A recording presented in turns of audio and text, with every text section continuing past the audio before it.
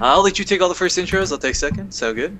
Absolutely, sir. Sounds fantastic to me. And ladies and gentlemen, we are here, Doom SE2 and Rift Kings, casting once again in the $1,000 6poolgaming.com and Zeke.com Team League Series. And spawning in the lower left-hand corner of our screen, it is the Terran player from the team Light Esports, Kawhi Rice.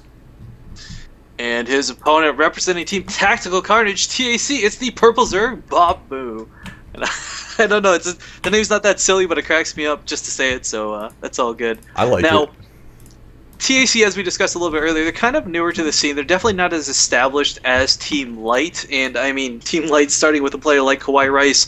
I think Tactical Carnage is going to have the work cut out for them today, but we've seen David and Goliath matches before in this team league, and we might just see one here today. I mean, it is Zerg versus Terran, and I mean, go off the animosity of the forums and the sort of, I guess, new meta that's been developed of GG Lords, and we could see this game not go in Kawhi Rice's favor. It's certainly possible if it gets to that point in the game, but Kawhi Rice is known for doing these very fast, early game, aggressive bunker rushes, and with the positioning of this barracks, I wouldn't be shocked if we saw just that kind of play, perhaps a 2 racks, but, you know, Kawhi Rice is a beast, a monster in this matchup, and, you know, ZVT isn't something we see very often these days, Rifkin, as you were saying before. Yeah, and it was mentioned before, too, in the thread, basically, Team Tactical Carnage has agreed to buy a beer for whatever player can take a game off Kawhi Rice, and it looks like they'll have that opportunity as Light did open with him. Well, a beer sounds delicious. I mean, especially this fall weather. It's getting a little bit colder outside. Yeah, and I don't know if you got this in the States, but it is a pumpkin beer season here in Canada. Oh, it is a pumpkin beer season down here too, Rifkin. One of my favorites. Oh my gosh. They're a little hit or miss, though, with the pumpkin beers. I believe there's one made by UFO Brewery. I don't know if that's just particular to the East Coast or what, but it's pretty delicious. And I will take 1 second here to correct our title, as it's been made apparent that the last T in Light needs to be capitalized. Oh, it is. Oh, on Twitch TV. Yes. Sorry. Okay. Yes, I meant me Oh, fixing okay. it while It's you right in the game. handle this. Don't even worry about it. But I just want to point out, me. we have got Kawhi. He's not going command center first, but he's done a kind of cool wall off of this barracks here at home. This is going to help prevent any sort of weird shenanigans when he creates an add-on for this for the barracks. If he goes for reactor Hellions, for example, sometimes, not often, but sometimes you have Zerglings get underneath, sneak around, do this annoying sort of poke at the reactor. But the way he's positioned, this is the same wall off, just a little bit safer. Yep, and didn't drop down that second barracks as I was trying to predict earlier. In fact, he hasn't dropped down any gases either, so I'd be curious to see if he goes for additional barracks after this. He does have 400 minerals banked up right now, and he's actually going to drop down another command center. With this third command center, I kind of feel like we'll see double gases going down any moment, and yes, there they are. So we're definitely, I imagine this is going to lead to just a slightly delayed Hellion Banshee opening. But Kawhi, you know, he's one of those players, he's got a million strategies under his belt. He could really do anything and make it work. Meanwhile, look at the Zerg player, not to give him too much of a lack of attention. He did go for a very early gas and already has speed on the way for his Zerglings. And this is going to be critical when trying to deal with Marines in the early game. Yep, speed will do a good job at helping out with that. Be curious to see if he'd go for any type of early upgrades. We have seen +1 melee attacks do a lot of damage to Marines that have not been upgraded. And Kawhi Rice's units they aren't going to have that much support beyond this single bunker right here. And I'm very worried for him since he's gone for very aggressive play. There's now a Roach Warren on the field for Bob Moo. So in addition to the Zerglings with speed, he's going to be going for a Roach follow-up as well. And with no third base down just quite yet, this could be some type of incoming aggression. Yeah, but as you said, the bunker is going down on the low ground. There's not too many NCVs transferred here or anything like that. So if Roaches were to hit anytime soon, Kawhi just could lift off and come into the main. Sure, he'd lose a couple mules and SCVs, but all in all, not the biggest deal. As with 3 command centers, you can produce SCVs pretty darn quick. You certainly can, but the effectiveness of Hellions versus Roaches, Rifkin, we know they're good against drones. How much can he do with them against the Roaches, and how much can this SCV see now sneaking into the main base? Oh, not going to get to go up the ramp, so he won't confirm that there's a Roach Warren down. Double gas for Bob Moo and a Baneling Nest now, too. Oh, my. Ooh, wow. Oh, but look at this. This is something we've seen actually not just today, but several times more recently. Not following this up with a Banshee, but instead more Marines going for a bioproduction and will most likely lead towards some sort of Marine tank composition. He's certainly going to have to hurry up with that because he has just scouted the fact that the Baneling Nest, Roach Warren, and Spawning Pool are all up in the base of Bob Moo. Oh. Roaches are And walking across the field, but without speed. Look at this. We got not 2, but 3 bunkers going down for Kawhi. And I don't think, if he's got SUVs repairing them, Bob Moo's really going to be hard-pressed to do true damage. Bob Moo's got 16 Lings coming to follow this up too, Rifkin. So, I mean, there really just aren't that many units out right now for Kawhi Rice. 6 Marines, 1 Hellion. He is producing 1 Hellion at a time right now because he's opting to get the reactored Marines out. So, he's going to evacuate the SCVs. It's going to be so hard for Kawhi to hold off, but he gets at the top of the ramp. He can do perhaps a job. There's lots of bunkers. Lift up this command center, and I mean, really, he's not going to be that much trouble. We're going to have to see what he can do. I mean, the Banelings... Is this bunker in front bait, or is he opening up Marines for it? I'm a little curious, but no. Oh, the Banelings coming up to the top of the ramp. Now, with these additional bunkers, there will be no clear bust, but SCV's already being pulled, trying to hold this off. Oh, busting right through the supply depots, but losing a lot of units for that. Both depots did go down, so he will be supply blocked temporarily here. Bob Moo's follow-up to this is to build drones and tech up to the lair. So we're going to have to see if he opts to add on 2 more gases, and if he decides to go a certain tech route and festers, mutas. Considering the composition of Kawhi Rice now here, he'd be probably better off going for infestors, but the tank siege mode is now being in production for Kawhi Rice. But one really cool point here, we do have the command center moving towards the 3rd, knowing that Bob Moo is distracted at the natural, but Kawhi actually calling down supply in the back supply depots. There's very few situations where that is a good judgment call, and this is one of them, as he did lose everything at the front. That's something that's been speculated, that if you drop down the supply, then it opens up more minerals for units, for production buildings. So it's, in this situation, he was forced to do that, but very intuitive of him to decide to go for that choice. Bob Moo realizing what goes on, catching the command center, forcing to cancel on that SCV, and Kawhi just going to be forced to come back home. Yeah, even more importantly, Rifkin, he's going to know that Kawhi Rice have 3 command centers at this point? That's probably going through his head. He doesn't have 3 hatches up right now. That or it's the fastest command center he's ever seen in his life. Goes from the natural to the 3rd. But looking back at home, we have double evolution chambers started for Bob Moo. And tech is definitely something he's going to want to capitalize on, kind of realizing that, there's a siege tank guarding the base. I can't really poke up anymore. 5 mules dropped at the expansion here for Kawhi Rice. A Zergling is going to try to pick one off, and it is going to get it there. I think the tank actually got it. The tank definitely did get that, but okay. It's going to be across the field. Okay, never mind. Just going to work in the rocks right now. Definitely open larger avenues of attack for later. Lings aren't going to really have a good opportunity to do anything. They may be able to stop the mining, though, but with that siege mode, any type of incoming aggression at that ramp is going to get shut down. Bob Moo has opted for the infestation pit here, in addition to those 2 Evo chambers.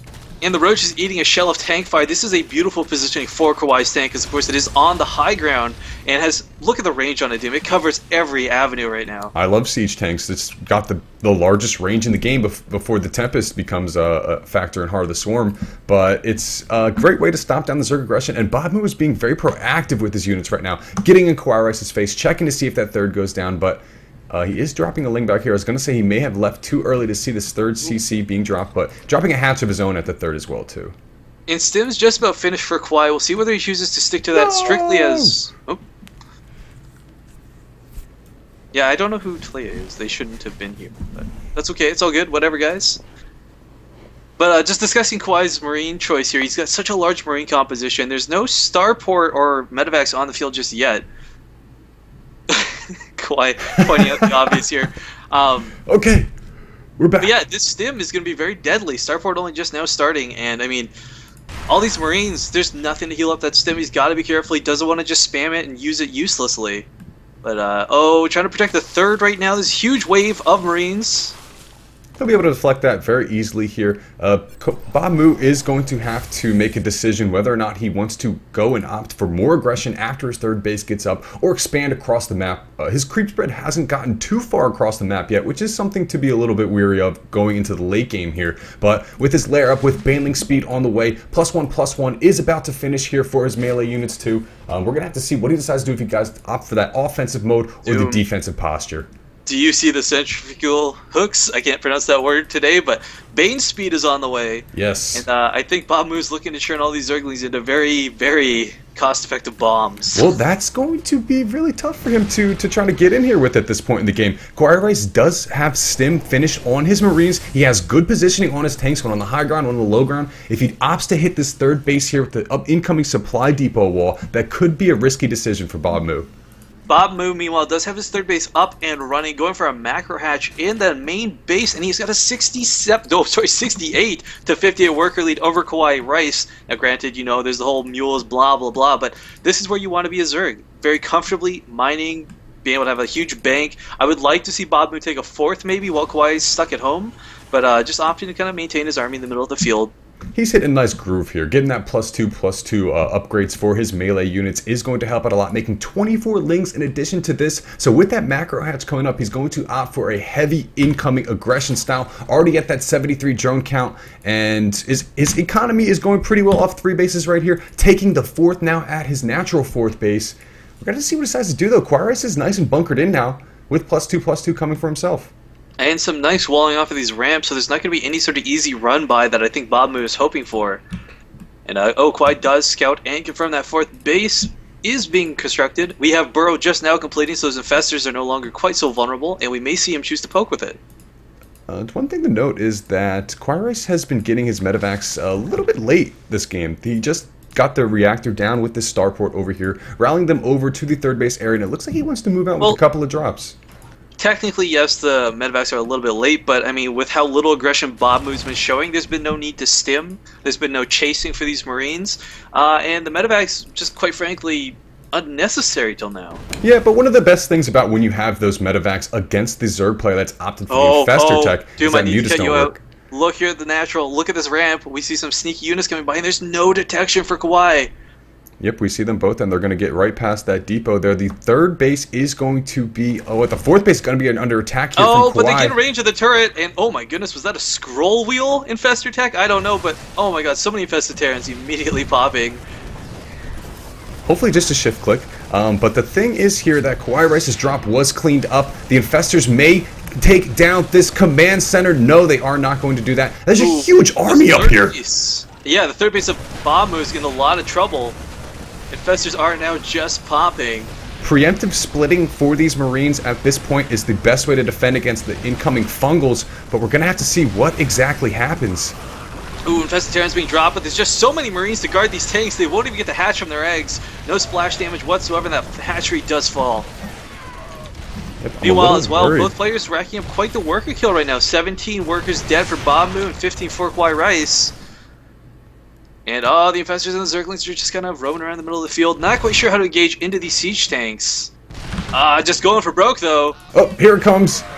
Oh, and look at the Infestors throwing down tons of Infested Terrans. These tanks will go down. He should be able to clean this up, but he's going to lose a lot of Zerglings in the process. The issue is that there's a drop in the main base. Tons of drones going down. Quaritz has got out the fact that the Lair's down now. Going for Ultralisks.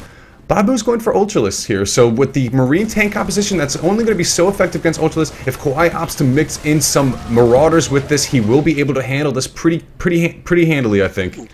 And a drop happening at the 5th base. Only a couple Marines in this one, but this should be able to deny the hatchery. Zerglings are trying to react, but the medevac with the Marines at the main did not escape. It did get fungled. Oh, it actually lives. Just barely not enough damage done. Kawhi's moving out again. Rifkin here. I don't know if this is going to be too much for Bob Moo to handle here. Kawhi Rice has been getting great positions with his armies, doing this crazy drop play that's been distracting Bob Moo so much. If you look back at the main base, Kawhi Rice has got so many barracks. And now the 4th is in so much trouble as Kawhi continues his assault. Look at the main. The spawning pool might actually go down, Doom, to 3 Marines, 3 hero covert op Marines. Well, this is one of the best ways for Terran to exploit Zerg on this map that opts for Infestor tech. Since he had no way to stop these drops down, now he's running all around the map with his units, not really having them all in one place. And Kawhi Rice has just killed him economically. This is something we see over and over again on Cloud Kingdom in the TVZ matchup. If the Terran's able to kill the Zerg's economy, it's easy peasy victory. Yeah, right now Bob Moo, he's struggling to come back. He's got a large bank right now. He can't afford to make Ultras. He doesn't have the gas for it, can't make Infestors, no gas for it. And he can't dump into Zerglings because his spawning pool is down, and I don't think he realizes it because it's not being reconstructed. Oh my gosh, and the drop play persists. More drones going down here. Looking at the drone count, only 30 out on the map for Bob Moo. Kawhi Rice is feeling so comfortable right now. Just adding on that +3/+3 at this point, though, so that could be a slight misstep on his part. But he's just dominated so much in this game, I don't think it's going to be that much of a factor. Yeah, and again, I'd love to see Bob Moo get that spawning pool up. He needs something to dump these minerals into, not just Ultras and Infestors, but he is just trying to reestablish his bases, cleaning up and chasing off these medevacs. Not letting Kawhi Rice get away quite so easily as he did before. The tank count is at 11 for Kawhi Rice now, adding on Thors at this point as well, too, to go up against those Ultralists right in their faces. Oh, and look at the bottom right. Bamu going desperately trying to sneak this base in. And there's no reason for Kawhi to scout down here, so he might just get away with it. He might get away with it, but it could be too little too late, Rifkin. Bamu has not gotten that +3/+3 for his Zergling's rushing units. in. The tanks are not sieged right now, but just option to pull back. Oh, that could have been a good tank pick off or two, but I guess when you don't have a spawning pool, you can't really afford to lose these Zerglings. Hey, looking on the bright side, he forced a huge stim from Kawhi Rice. The medevac energy will be slightly lower in the next engagement, but if the +3/+3 doesn't get started for Bamu, and it doesn't look like he can actually do that because he doesn't have enough gas. And the main's being dropped again. Oh my goodness, there's so much action coming from Kawhi, it's hard to keep up. Kawhi's doing a great job. Yeah, Zergling's trying to go for that surround, but again, just picking up, dropping, healing, and coming right back. Most annoying part is those Ultras. They have such bad pathing, and when they're trying to go through all these buildings, it's just so clunky. And he doesn't have chitinous armor plating started yet either, and that +2 is huge versus Marines. I mean, Marine damage is not that high to begin with, it's just that it's fast. If you have that +5 armor, you really reduce the amount of damage Marine tank does. Yep, Kawhi hitting just before his +3/+3 is finishing, and the +2 for his mechanical units here. Oh, but look at the swarming coming to the 4th base. He's more than happy to sacrifice that hatchery. I think he knew it wasn't long for this world anyways. But it might have just been a little too slow. This is a lot of Terran units, Rifkin. And looking at the unit counting station here, the Zerg has one last fail swoop here. Infestors actually can't spot onto the high ground, so he has no clue that this huge army is up there. All those Infested Terrans are just going to die immediately. Yeah, with no tech upgrade on the Infested Terrans, they're not quite that big of a threat. I mean, Kawhi does have all these armor upgrades, and without plus weapons on ranged, we just kind of see Bamu spreading his units out, and I think this might just be the end of our Zerg player.